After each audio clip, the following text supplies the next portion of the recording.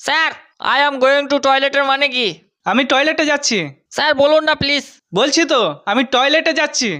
আর কি হচ্ছে? আগে জবাব দিন, তারপর টয়লেটে যান।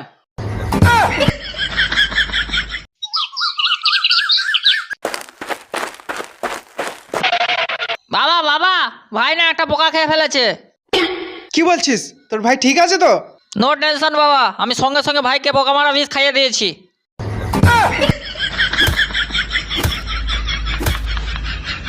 গাধা কোথাকার, ঠিক করে পড়। কোনোদিন কোনো বুক খুলে দেখেছিস? স্যার আপনি ভুল বলছেন, আমি প্রতিদিন বুক খুলি। কি বলছিস?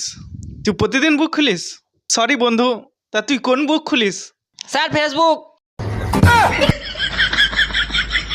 বাহ কি টেস্টি ফুচকা। সবই আপনাদের আশীর্বাদ স্যার।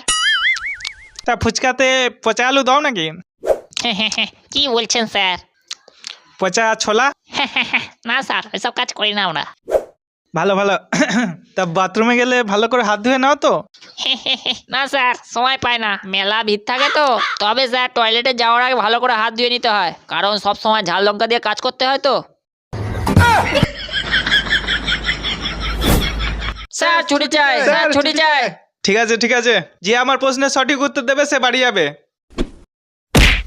এই ব্যাগটা কার?